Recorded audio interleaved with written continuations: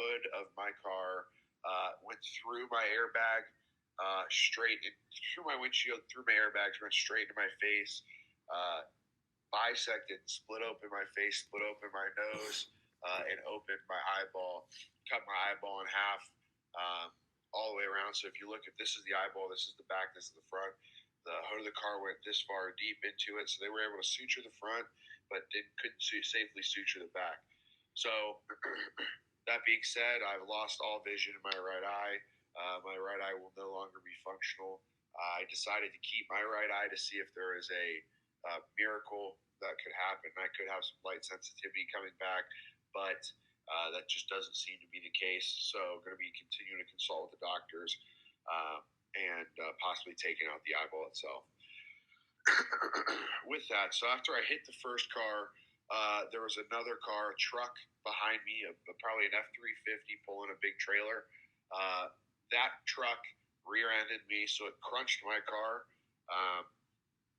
I spun around for, probably felt like an hour. It's like 2 seconds. Went to open my door. Door was pinned. Kicked my door open. Couldn't breathe. Reached up, grabbed my face, and grabbed in my face, actually. That's when I realized, I was like, fuck, something's wrong. Got out of my car, bent over to just try to get the blood out of my eye, get some out of my eye. Ended up, when I bent over, it's like the sound of when you're washing your hair and you go like this in the shower and all the water hits the ground at once. The audible blood just splashed everywhere, and it just kept pumping out of my face, just pumping and pumping and pumping. It wasn't stopping. So I ended up coordinating. I told this girl to call the cops, that I should go to Ohio State. Looked at this other, family, and I said, hey, I need you to call my mom.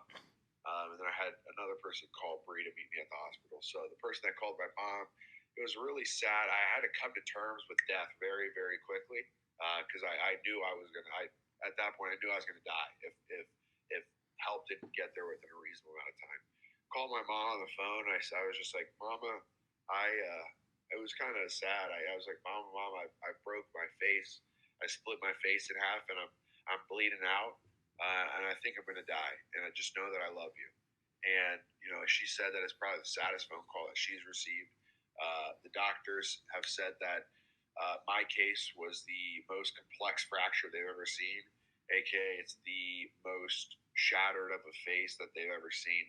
I have something called an NOE fracture, which means basically everything within the circle that I'm holding on my face has been shattered into, as many pieces as you can count. All of the rested in my eye sockets all throughout my face. I'll show you guys the pictures here soon. If you guys are squeamish, don't look. This is my car. So as you can see, the hood went directly through the windshield of my car. Ended up coming right over the steering wheel. And there's really no reason I should really be alive. Here's another view of it. Came straight through, like I said, came straight through my windshield. All right, here's where it starts to get a little gruesome. So this is the inside of my Civic. If I zoom in, that's a chunk of my face that is sitting on my hood. And that's where I dented the hood itself. And the crazy thing is I didn't lose consciousness during any of this. But yeah, that's a chunk of my face. Came through. And then now I'll show you guys my CT scans. So all of this is where the bones were fractured. This is the NOE fracture. So fractured up here, fractured throughout the orbitals. On the back of the eye sockets were fractured. If you look on the left side, so the left side of the image, the right side of my face, this got separated from my skull, the orbital, and it was basically hanging out. It was externally rotated, fractured inside right here, and just fell out basically.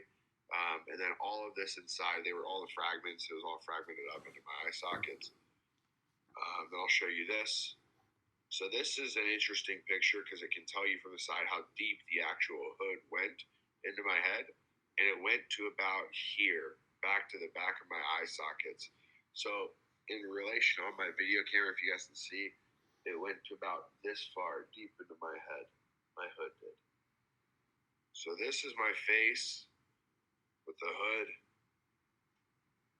That is the inside of my sinuses. You could see down into my nose, into my face, and like basically like back down my throat from the. Yeah, so the doctors, I was cleaning out because I thought I had a stuffy nose, and I refused to see my face for the first couple days until I did surgery. But I was taking Q-tips and like gauze, and I was putting it on my nose to try to clear out the congestion, and it was coming out the top of my face. And John Birch didn't think to tell me, and everybody in the room just kind of laughed. But they called it my train whistle. And then this is also a very gruesome picture. This is my eye. So this, and I can show you guys right here. Show you guys, if you guys can see that. Can you guys see that, yes or no? Yeah. Someone wants to come off of mute. Yeah. You guys can see that? Okay. Yeah. Brutal. Can you guys see the actual eye? Can you see the actual eyeball? In there? Yeah. It's moving around, yeah. Yeah, so that's my eye. They chose to leave it in. The only thing that I have with that is if I leave it in, there could be a miracle that happens, and I could get some light sensitivity. God could perform miracles. PK said it best. We are people that believe in miracles. We serve a miracle working. Amen. Yep. So prayers over that. This is my face after the first surgery. Still pretty swollen, but the doctors did a phenomenal job closing up that train whistle. It was definitely a blessing. So if you guys can see on my computer, my nose is still indented right here. So I'm going to have a third surgery to fully bring that nose back out, elongate my bridge. But right now it's just closed up. This is post-second surgery. So this was right after they did the second surgery where they put the plates in my face.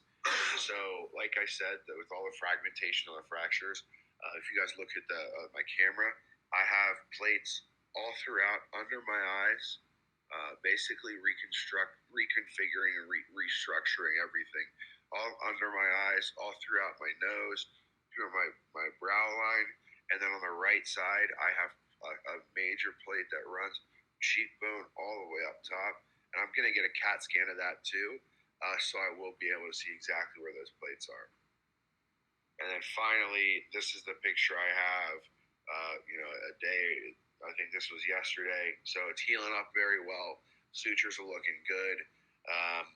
Eyes looking decent, but the eye is still pretty swollen. As you can see, that's pretty much what we're looking at right now. I really appreciate you guys for being here, for supporting me. And I was digging into the Bible a little bit, and it was interesting. I came across Mark 9:47. It talks about, and if your eye causes you to stumble, pluck it out. It is better for you to enter the kingdom of God with one eye than to have two eyes and be thrown into hell. And that's not God encouraging you to rip your eyes out. But that's basically saying, hey, if there's ways to practically mitigate sin in your life, to do so, right? Because if it's better to live a more humble life, maybe a life that you're not making as much money, you're not going out having bottle service, you're not getting the girls, you're not doing whatever, and living a humble life that honors God, rather than having all of that and just living a life of sin that just leads to unfulfillment and pain. So it also brought up a point of when I talk to you guys of when I always say, hey, there's 7,000 promises in the Bible, 1,000 pages, right? We've all heard me say this about 1,000 times probably. 7,000 promises in the Bible is about 1,000 pages. 7 promises per page. 7 promises per page from God to you. What do you have in your life that does not honor God, that you don't have the courage to change? But if you did change, you would receive the blessings from God that God has put out for you. Right. So I would encourage everybody in this group to take a step back and try to really think about that. Right. And it's definitely something that, I'm kind of forced to have a new perspective in more ways than one with a lot of this. But I think this honestly was one of the best things that happened to me. I mean, I just feel like there has been a big spirit of gratitude that has been just put over me, and a spirit of patience. I used to never be super patient, and I still, struggle with it a little bit. But I mean, right now, I'm just at peace. It's crazy. Doctors are coming in, and I'm not upset. Everybody's like, "Hey, why are you in such good spirits?" They're like, "Oh, it just hasn't hit you yet." I'm like, it has. I don't have an eye. I wake up every day and I don't have an eye. I mean, it sucks. I run into things. Ran into the door the other day. But, it sucks. I'm not going to lie. It's hard for me to see it. I don't have depth perception. Things are further away than I think they are, closer than I think they are. But I just feel at peace.